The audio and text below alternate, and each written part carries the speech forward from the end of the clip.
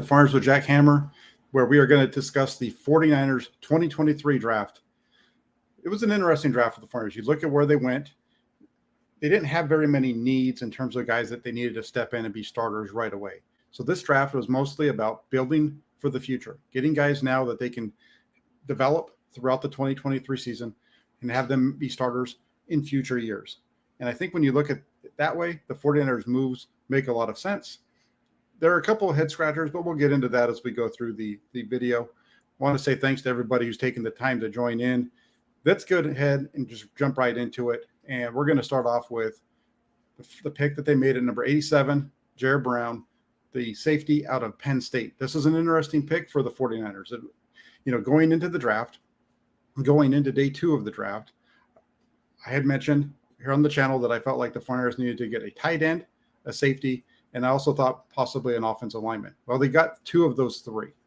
Brown was one of the best safeties available for the 49ers. It's somebody that they put a lot of work into during the draft process as well. You look at it, and this is a guy who can do everything. Did it all at Penn State. This guy can line up in the box. He can line up deep. He can line up in the slot. Sometimes he can even line up kind of as a linebacker. Brown just makes plays all over the field. And the nice piece about this is another guy who made turnovers. The 49ers found the value in that last year when they went ahead and didn't have Jimmy Ward, and they had Tayshaun Gibson as their deep safety next to Talanoa Hufanga.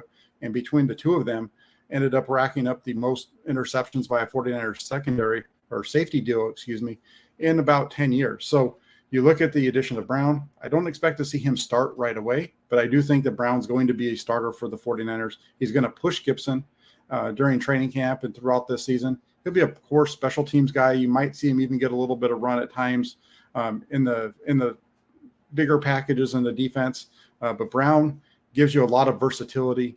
And this was a nice pickup for the 49ers. The only thing here was the value to get Brown, and it took a number of picks to get them. The 49ers had to use 3 picks to get to 87 and select Brown. They gave up their own pick at number 102, as well as a couple of picks later on in the draft. I believe it was 164, and their first, I think it was 205 or 204, somewhere in that range. But they gave up 3 picks to get Brown.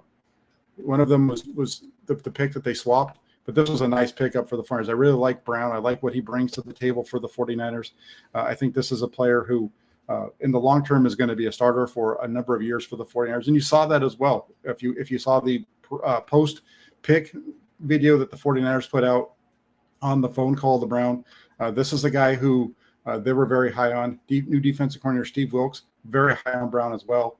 And I think that's the other piece here is you look at what the 49ers did as we go through these picks, especially on the defensive side. You're going to see the philosophy of Steve Wilks all over all these defensive picks, especially Brown, the linebackers that we're going to talk about later, even the edge rusher, because he is a heavy blitzer, and Brown did a very good job as a blitzer at Penn State when he was with the Nittany Lions as well. So, like I said, this is a guy who can line up all over the field. He can line up deep as your free safety next to Talanoa Hufanga next year.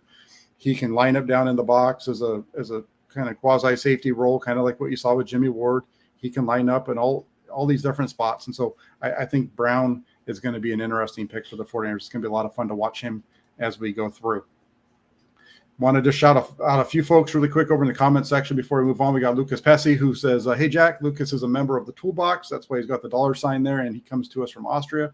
And the international contingent, hey, this is a name I haven't seen before, but the notorious GAV, Big Gav, coming in. Good evening, Jack. Good evening, Gav. Good to see you. And go Wrexham, that's for damn sure. And then we got Ellen Elizer, says, hello, Jack. Hey, Ellen, good to have you on board. Russell Peterson says, good morning, Jack. Good morning, Russ. Jesus says, Latu and Willis to Rob. We'll get into that one. He also thinks that Moody's a waste of a pick. We're going to get to that one next as well.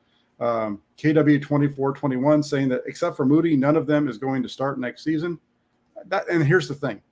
Before we get into the next pick in 99, and I agree with this one right here from KW2421, except for Moody, none of them starting next season. That's absolutely right. The 49ers are returning 19 of their 22 starters from last season. They already filled the roles of the players that they lost with either a free agent or somebody already on the roster. So I didn't expect to see any starters being added. I think Isaiah, the slot corner that they brought back, that they got from the Falcons, I think he's going to be as good, if not better, as a cover slot guy than what we saw from Jimmy Ward. You also look at the other move that they've made along that defensive side, bringing in Javon Hargrave. That's a big elevation to the 49ers defensive line. I think that's huge. The only question mark was at right tackle.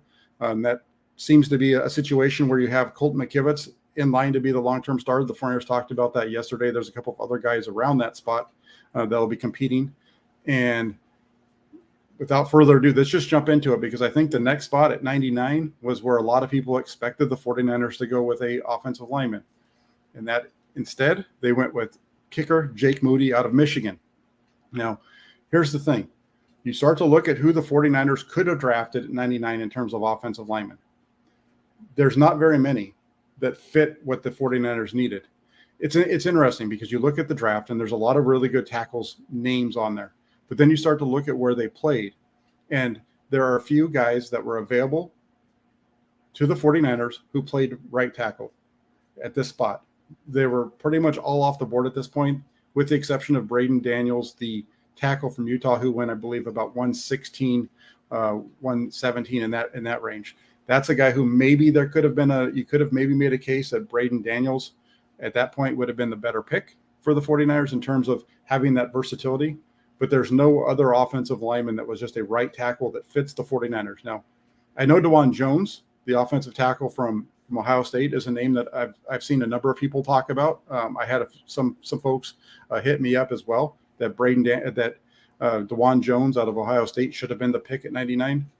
And here's where I disagree with you on that. The 49ers don't want to have an offensive tackle like DeJuan Jones. And what I mean by that is a really big guy who doesn't move very well, who deals with weight issues. How do we know that? We've seen what this regime does with those players. Trent Brown, remember him from 27? He was taken by Trent Baalke, was with the 49ers in 2017 with Kyle Shanahan and John Lynch, and he was a carryover from that regime. They traded him after the 2017 season. The reason was because he's huge, didn't move very well in the run game. He was a good pass protector, but didn't move very well in the run game. And they felt like they needed somebody that was a little more agile. That's why they went out and got Mike McGlinchey. So that's why DeJuan Jones wasn't the right pick. But other than that, you start to look around, look at those offensive linemen that were available. There's not very many. Like I said, Braden Daniels, I think, is the only one that was taken between 99 to the 140s that has experience playing right tackle more than just a handful of snaps. He played the full season in 2021 at right tackle for the Utes, played left tackle last season. He's moved all around. So he would have been a really good rotational piece, but that's the kind of guy you normally would want to take later on, not at number 99. So Jake Moody at 99 for the 49ers. This is a pick that I think makes a lot of sense. I know that a lot of people around the 49ers space don't like the pick because of the value. But here's the thing. Kicker was one of the 49ers' biggest needs going into the draft.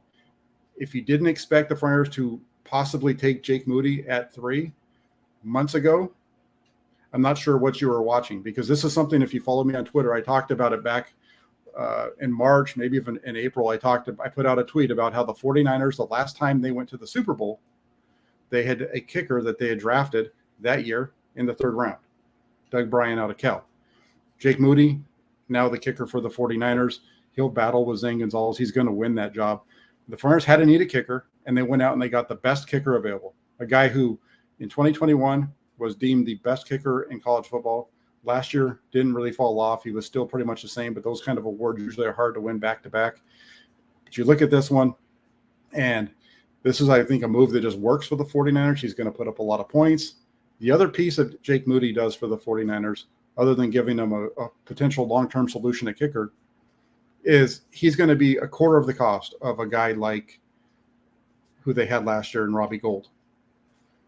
Jake Moody is going to have a salary cap hit of under $1 million for this season. It's going to be right around that for the next 4 years. So they get a nice cost control player. If Moody can give them Robbie Gould's productivity as a kicker, And what I mean by that is somebody who's consistently hitting the shots from under 50, excuse me, those 49 and under. That's where Robbie Gould lived. You got Robbie Gould over 50, and it was, really kind of a crapshoot. And I think it's very similar with Moody. Moody's not, yes, he hit a 60-yarder in the college football playoff, so he has the league, but his accuracy isn't always there. And I think when you look at this one, the other piece to the Moody puzzle here is that the 49ers needed to increase their ability to get the ball into the end zone on kickoffs. And I think that is something that Moody does for the 49ers as well. So you start to look at this, and you start to look at the other players they could have taken. Like I said, Braden Daniels from Utah was taken about 118, I believe.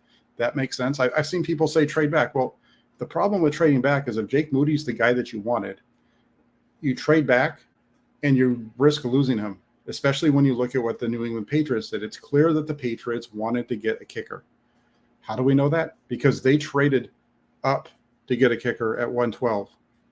And in trading up, not only did they use pick 112 on a kicker, they also used pick 180 something on a kicker. So the 49ers just used one of their comp picks that they got for free to get a guy who is going to score a lot of points for him if he does his job. And so that's why I don't have a problem with this pick. It was a comp pick. The other players that were in that area of need weren't so great. And as we have over here in the comment section, Lucas says, Braden Daniels is a raw prospect. You can't play him next year. DeJuan Jones isn't a scheme fit. And that's exactly it. Daniels is raw, and he would be a developmental guy. He wasn't going to start for the 49ers in 2023, but he would have been a guy that you could have built up for maybe down the road. But he's more of a swing type of player, I think. DeJuan Jones, again, just not a fit based on that. And then here's the other thing, and I've seen people, one of my favorite things that I saw on social media after this Jake Moody pick is the 49ers could have taken the guy out of BYU. They could have taken Blake Freeland. He was there. They could have taken Blake Freeland. Why didn't they take him? Well, I don't. The last time I checked, Blake Freeland, the tackle out of BYU, was still available when the 49ers had the pick at 101, and they passed on him. Why did they pass on Freeland? Freeland, all of his snaps came at left tackle. They don't need a left tackle right now. And so they went with the player that was the best player available for them, which was Jake Moody. And we'll see how that plays out. Now, the next pick at 101, that was a little bit of an interesting one. Cameron Latu, the tight end out of Alabama. And this is an interesting one because I thought he was going to go much later in the draft. I think a number of people thought he was going to go later on in the draft as well. But there was really no tight ends were taken on day one. In round one. So you get the round 2 and 3, and there becomes a run on tight ends. And pretty much all the top tight ends were off the board by the time the 49ers came up at 101. Latu was a guy the 49ers had done a lot of homework on. Tight end was a position the 49ers needed to address. You start to look at what they have, and they have George Kittle, Charlie Warner. Charlie Warner can't catch his breath. They threw 2 passes at him last year, and he dropped them both. 2 big potential gains that he dropped. He's a good blocker, but beyond that, he's more of just an additional tackle. And then you have Ross Dwelley. Ross Dwelley I like. Ross Dwelley I think has really good hands, but where he falls short is because he's just not that great with the blocking side. So I think that's his downfall. So you start to look at that, and you bring in Cameron Latu, the tight end of Alabama. It's definitely a bit of a reach here, but this was again a position of need for the 49ers, a position where they need to upgrade. And the next tight end didn't come off the board until 147. But here's the thing: the next pick for the 49ers was at 155. So if Latu was a player that the 49ers really liked, would he still have been there at 155? I think that's the question that we have to ask. And who knows? Tennessee, they took Josh Wiley at 147. Maybe they take Latu at that spot, and the 49ers just didn't. There was something about Wiley that they didn't like. So we'll see. You start to look at what Latu's numbers were as a receiver at Alabama. They are very similar to those of George Kittle during his time at Iowa. You look at what Latu here, this pick is about having a strong number 2 tight end, and then having a guy that potentially can take over for Kittle maybe down the road. Kittle going into his age 33 year. Farmers are going to have to replace him at some point. So I think that's where you get to Cameron Latu here at 101. And like I said, I do think this is a little bit of a reach. At the same time, I understand the reason for the pick here, and we'll see how it pans out.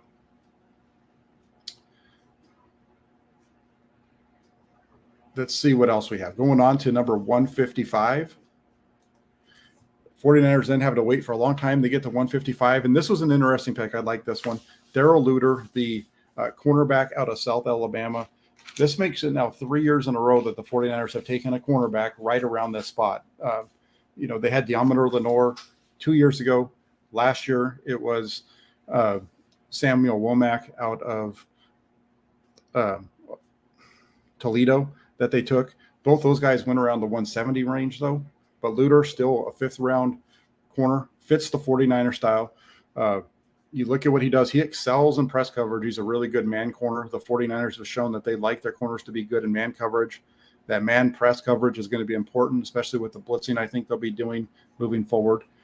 I don't see Luter as a guy who's going to jump up into the rotation. As he's not going to beat out Charvarius Ward. I don't see him beating out Diamondo Lenore for a starting role.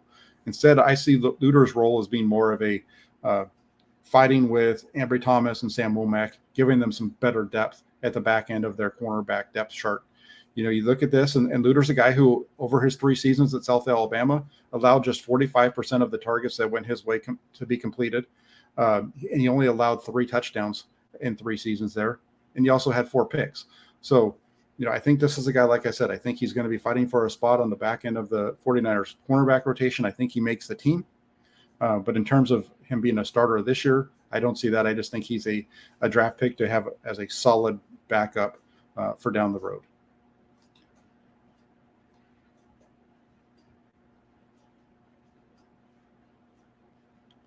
The next up for the 49ers at 173. This was a good one too. This was one of those names that I don't think people paid attention to. Robert Beale Jr., edge pass rusher out of Georgia, and it makes sense why you wouldn't pay attention to him. The Georgia Bulldogs had a number of big name players go early in this draft, and then all of a sudden now you get Robert Beale here. He's still on the board for the 49ers at 173. This is an explosive edge who shows some really good things. He's really quick. That's the main thing. Ran a 4.4840 during the combine. And when you look at Beal, though, there's more than just speed there. There's also some really good ability to hold up against the run. He's very, very solid at the point of attack, setting the edge. And that's really what the 49ers need. My guy throughout the process that I wanted to see the 49ers get, I wanted them to be able to get Viliami Fehoko, the pass rusher from San Jose State. I thought they could get him around with that 155. Unfortunately, Fehoko went much sooner. I think he was in the 120 range to the Dallas Cowboys, so that was a bummer of a pick there, losing out on the local guy. But in what you get in Beal, I think is somebody similar to that in terms of his ability to set the edge. I think he's going to be a very good run defender on the edge there. And then on top of that, you get the quickness and the speed, and he's extremely long. He has I think what I saw was his wingspan is about 7 feet. This is a guy who, if he can develop, will become a solid rotational piece with the 49ers. You look at this, and he was a rotational piece at Georgia, like I mentioned. That's what he's going to be here. He's going to be competing with the guys like Austin Bryant, who was a free agent acquisition for San Francisco this offseason. That's where he's looking at fitting in. Special teams guy. Look at him as a cheaper version of, say, Jordan Willis or Charles Omenihu. So that's who Robert Beale is. A little bit quicker than both of those guys, though, and I think that's the other thing as well, is the 49ers got some guys with a lot of speed later on in the draft. This is one of them. Portola 45 says that he's the next Charles Haley. I believe if you go back and you look at Charles Haley, I believe Haley was taken around round 5 back when the 49ers took him back in 1986. I believe he was a 5th or 6th round guy. So we'll see. I think that's a lot to put on him, saying he's going to be the next Charles Haley, but I do like the quickness. I like the length, the athleticism, that ability to hold up at the point of attack. Those are all really nice things. And I think this is, again, one of those guys who's a developmental player. Let's see, can he even get up and maybe even push Drake Jackson? Drake Jackson taking number 61 last year. I thought he played decent as a rookie. Can Robert Beale Jr. maybe even get up to where he can compete with Drake Jackson? And we'll see on that one. So I thought this was a nice pick at that spot for the 49ers. And then, again, talking about speed, we just talked about the 4.4940 for the 4.4840 for Beal at defensive end. And that brings us to the next pick. Down at 216, the 49ers get linebacker Dee Winters out of TCU. And another guy who's extremely explosive. You look at his numbers from the combine, a 4.4940. On top of that, you look at his 10-yard split. His 10-yard split of 1.56 is right there with what you get out of Christian McCaffrey. And that's a really good number for the 49ers. He's got a similar build to Dre Greenlaw. This is a guy who I can see the 49ers trying to fit in as their third linebacker. He's going to come in. He'll compete with Demetrius Flanagan-Fowles for that third linebacker role. If he doesn't make it there, he'll be a nice special teams addition as he's building his way up. So he's going to be probably your third or fourth linebacker. But Dee Winters out of TCU, this is a really nice pick. And again, this is one that fits the mold of new 49ers defensive coordinator Steve Wilks. Last season, he had 7.5 sacks. Most of those coming off of blitzes. Wilks wants the blitz. He wants to send guys. And Winter showed that ability last season at TCU, as well as in addition to the sacks, he also had 14.5 tackles for loss and racked up 79 tackles in total. So Winters here is a productive player, a lot of speed. That should be able to translate into some good things at the NFL level. So we'll see where he goes. But this is, again, he's going to be competing with Demetrius Flanagan-Fowles for a spot in that starting rotation. Otherwise, I see him making the roster as your fourth linebacker, possibly. So it's going to be an interesting one there. They also have Burks there as well. So the 49ers linebacker core, very deep, very strong. Winters looking to add to that as well. And that brings us to the seventh and final round of the draft, where we get to Braden Willis. And this is an interesting pick for the 49ers here. Willis, a tight end at Oklahoma, comes to the 49ers, and I don't expect him to play tight end. Willis is more of a move player. You look at him during his time at Oklahoma, there were very few inline snaps. Most of his snaps were more of a slot / H-back type of role on the wings, those types of things. He projects much more to a fullback role in the NFL. So I know, Gav, I know you're a big fan of Kyle Juszczyk, but this is the guy that I think if there's somebody that could replace him, maybe not exactly replace him this year, but down the road, maybe in 24, 25, it's going to be Braden Willis. He's got that ability to be that move guy. Again, the 49ers could be completely revamping their tight end room as well. Going with two rookies as far as tight ends carrying four. They carried four last year. If they carry four this year, I could see Willis and maybe making that jump along with Latu, and then you have Kittle, Willis, Latu, and then you're battling it out for that last spot on there. We'll see how Willis pans out. Like I said, he's not gonna take out Kyle Juszczyk in year one, but I think that's the vision, is that he's a developmental prospect that can get to the practice squad that they can utilize in that role if he doesn't make it as a tight end for the 49ers, or they choose not to use him in the tight end role here this season. They showed a lot of interest, and that's one of the other things that's interesting about this draft class. The 49ers, the interest in these guys was there if you were paying attention to who they were visiting with, whether it was a top 30 visit or the visits during the combine and those types of things. The names of the players that they chose shouldn't be surprising, because these are all players that they've spent time with. Those first three, especially Brown and Latu, top 30 visits. Moody, private workout. These guys, these names were there. That's why I had Brown, I had Moody, I had Latu. I had them all at some point in a mock draft to the 49ers, and have them all in the same one, but these were guys that were on the board. And I didn't do a ton of mock drafts. I only did 3 of them. I think I took around 30 players total in that. So to hit 3 of those top 3 to make the team, that wasn't too bad. Every once in a while I get lucky. Let's see. Gav says, I was asking Rob if we were going to take a fullback in the draft. I'm convinced this could be Juice's last year. Again, and it possibly could. The 49ers have a number of players here who I think are getting to the end of the line when you look at their salaries compared to the ages and those types of things. I don't know if they're there right now with Juszczyk. It could be this year or 24, but they're getting close to the end. Juszczyk's still a very productive player, but there's some big salaries coming up, and there's some things the Farmers will need to work around if they decide that they're going to try to keep all these guys. So it'll be interesting to see how they do it. Let's jump on to the last two picks. 253, the 49ers get a wide receiver, Ronnie Bell out of Michigan. This is a player the 49ers showed a lot of interest in throughout the process. Again, another guy that they had private workout for. I'm not sure if he came in for a top 30 visit, but there was a lot of discussions with Bell throughout the process.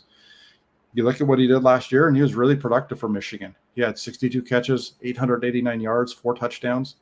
And the other part about Bell that makes him attractive to the 49ers is his versatility.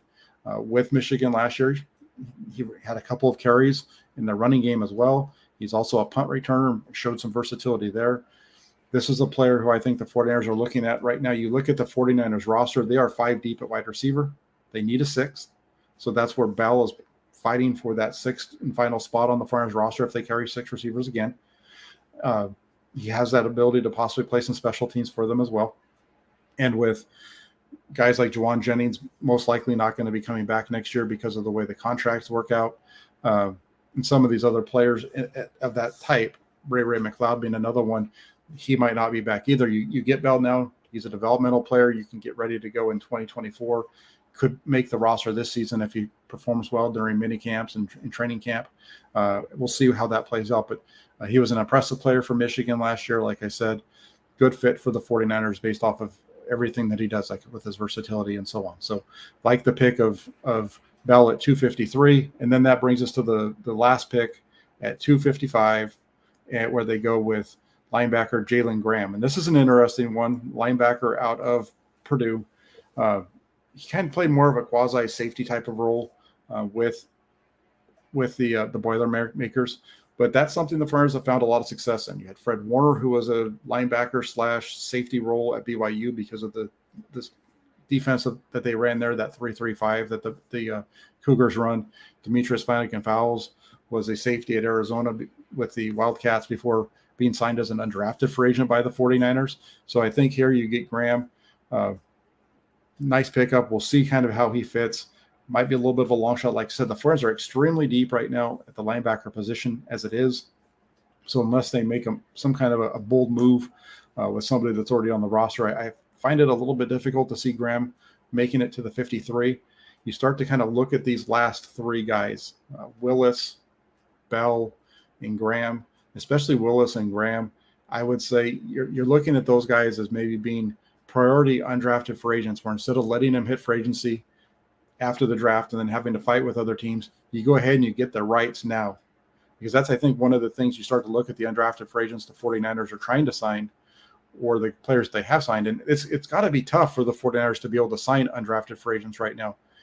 If you're an undrafted free agent looking to hook on with a team and you're one that's, one of the better ones, going to the 49ers might not be very attractive when you look at the roster and how deep it is.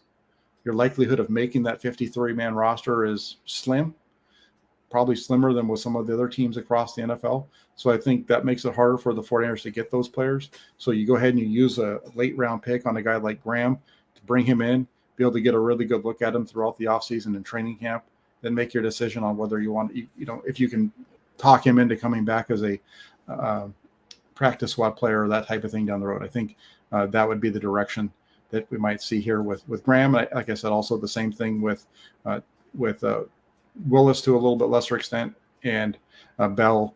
I look at Bell as a guy who might be able to hook on just because if the 49ers carry 6 receivers again, like they've done they did last season, they don't have a 6th right now on the roster that's coming back. They've usually filled that in with a practice squad type of a player. So maybe even Bell is a guy that gets on the practice squad that they're able to bounce back and forth. So we'll have to keep an eye on that as well. Just taking a look over at the comment section, 49ers faithful forever says love the Winters and Beale picks. Those are really nice picks at the back end of the draft. The Beale pick, I'm really interested to see what he can do. Again, the speed makes it attractive. He's more of an outside linebacker type of edge pass rusher, but I want to see what he can do in the 49ers system. Get him in here with Chris Kosarick. It'll be interesting to see how that works, as Kosarick is a guy who just gets the most out of his players. Kind of a little bit of a joke, if you follow East Bay Chris on Twitter, he keeps talking about Chris Kosarick needing that clay to mold. That's kind of what that Beale pick is a player to get in there to work with Kosarick and see what they can get out of him. Beale or Winters, yes, absolutely. The athleticism jumps off the chart. So we'll see. Now, In terms of the overall draft, I'm not sure what I would give the 49ers as far as a grade. I feel like the 49ers, considering they didn't have a pick until number 99 at the start of the draft, I feel like they did a pretty good job. I think your feelings about this draft depend on what you thought going in. For myself, I thought it was a good draft because I wasn't expecting the 49ers to go out and pick up a bunch of players that were going to be starting for them here in 2023. I felt like this was a draft class that was going to be all about finding guys for the future, guys that you can develop. And I think they did a good job of that. Ridley liked the pick of Brown at the top. Again, I like the pick of Moody, Latu. That's one of those that's going to be interesting to see how that plays out. And so on. So 49ers, I felt like did a good job. They have a ton of competition that we're going to be seeing unfold. You have rookie minicamp up next. Doesn't look like that's going to be coming up this week. It's most likely going to be next week because that has to be within 2 weeks of the draft. So haven't seen anything come from the 49ers yet about rookie minicamp taking place this week. They typically do it at the second week anyway. So I would expect that we'll get a chance to look at all these rookies next week. The one surprise that I will say is that the 49ers didn't take a quarterback. And while I say it's a surprise, I can't say that I'm not shocked. I thought that the player that I felt like the 49ers would take was Max Duggan, the quarterback out of TCU. I felt like if he fell to the end of the draft at 255, the 49ers could have taken him at that spot. But I don't think, he went earlier. So that's fine. And then on top of that, the other quarterback the 49ers showed a lot of interest in, Dorian Thompson-Robinson, he went right around where I was expecting. I thought if the 49ers were going to get him, he was going to fall to them around 164, 173. He didn't. Got picked up around 140, I think it was, by the Browns. Good pick for the Browns. An interesting selection there. Player that shows a lot of athleticism that would have been really good with San Francisco in their system. But the other thing around this is no quarterback added. So far, there hasn't been a quarterback added as an undrafted free agent. That could change. We'll see how that all plays out with the 49ers in terms of this rookie minicamp that's coming up. They'll probably bring in somebody. They're going to need somebody to be able to throw the ball because the coaches aren't going to do it the whole time. So we'll see what they do there. Kid Clientele says that he likes the undrafted free agent pick of Jadakiss Bonds. Last I saw, Bonds actually, I think, was refuting the report that he had signed with the 49ers. So let's see what they do. That the 49ers will put out a full report of all of the signings as those come up. That'll probably happen in the next day or two. East Coast Red and Gold podcast is saying that the rookies report on 5/10, so that makes sense. That's not going to be this week coming up. That would be next week. So kind of like I was saying, usually 2 weeks after the draft is when they do that. So rookies reporting on 5/10. That'll be a lot of fun to be able to check out, get a first look at the rookies. There'll be some of those undrafted free agent guys. They'll have a few players that'll come in on they'll have a few guys that'll come in on a tryout basis as well. So rookie minicamp coming up. Let's wrap it up with one other topic. A lot of talk over the last month about the 49ers trading a quarterback, that being Trey Lance. Now, if you follow my channel here, you follow all of the stuff that I've written, the stuff that I tweeted out, I've been pretty consistent in what I felt like the 49ers were going to be doing with Trey Lance. I felt pretty confident that the 49ers were not going to trade him during the draft. And what I've said throughout the entire process is this. If the 49ers were going to trade Trey Lance, it is going to happen later in the process. It is going to happen closer to during training camp, maybe towards the end of camp, or maybe, closer to the trade deadline. And what it would take in order for the 49ers to trade Trey Lance is a number of things to happen. Number one, Brock Purdy needs to show up and be healthy. He needs to prove that. Number two, Sam Darnold has to show that he's capable of being the backup. And then number three, whatever rookie the 49ers draft needs to show that he can come in and be similar to Brock Purdy in terms of the performance that we saw from Purdy throughout minicamp, throughout training camp, and throughout the preseason, all those types of things. It was going to take all of those things before the 49ers were going to trade Trey Lance. So number one, the biggest one, they didn't draft anybody. Didn't draft a quarterback. Just didn't happen that way. The other thing that's interesting, too, that came out about this, the 49ers don't have a quarterback. And, you heard again from Kyle Shanahan and John Lynch over the at the end of the press conference, talking about how they're hoping to have Brock Purdy back in training camp. He's been doing very well. I've been very steadfast in my belief that Purdy will be back at some point during training camp. I believe Purdy will be available to be their week 1 starter. We'll see how that plays out. So, but again, I just want to make sure that everybody understands. I've been consistent on this thing with Trey Lance. I have not said that he's going to be traded.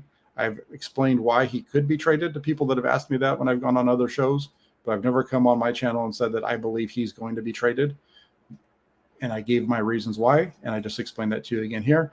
Another one that isn't interesting. How about them Niners? Says Jack Coletto is a player I'm really excited to see. Coletto is an interesting player. This might be my favorite player in the draft, and you know why? Because somebody that works with the Press Democrat saw a reporter that covers the Oregon State team put this out, and according to that writer, Jack Coletto is known as the Jackhammer because he's a fullback and a linebacker, tough player. So obviously, Jack Coletto is my favorite 49ers edition throughout the draft weekend. Jack Coletto, the Jackhammer from Oregon State.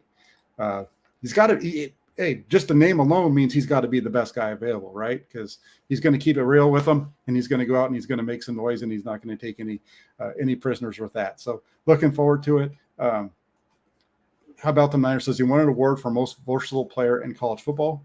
Yeah, I don't know a whole lot about him, but I know that he was a linebacker and a fullback on both positions that the 49ers showed some interest in. It's an interesting role. Just really quick before we jump off, before I close out, there was a player back in the late 80s, early 90s out of Cal.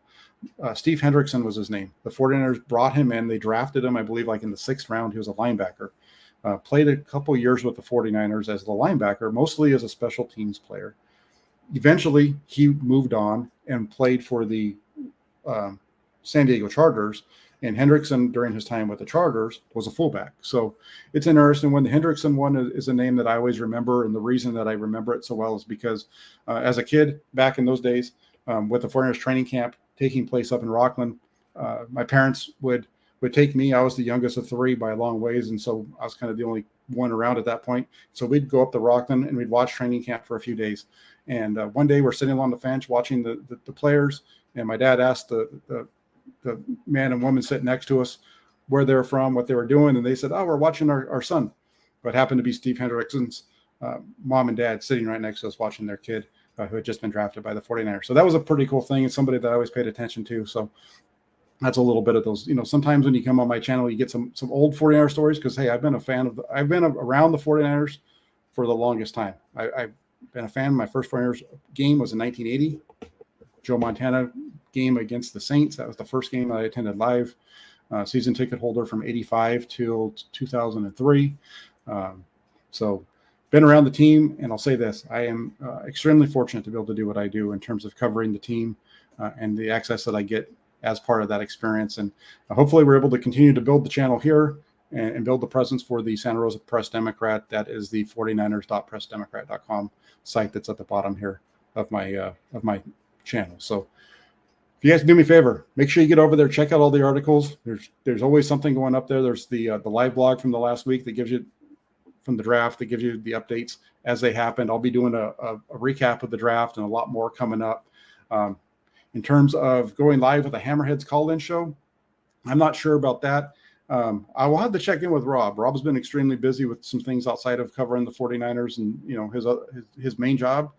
So I'll check in with Rob, and if a Hammerhead show would be great. I'd love talking to Rob. He's a great guy and passionate 49ers fan who really knows his stuff. So keep it locked in, and I'll try to get that locked in there as well. So thanks everybody. If you guys can do me a favor before you head out, if you enjoyed what you saw today, hit that like button for me. And then after you hit the like button, hit the subscribe button, especially if you're not already a subscriber to the channel.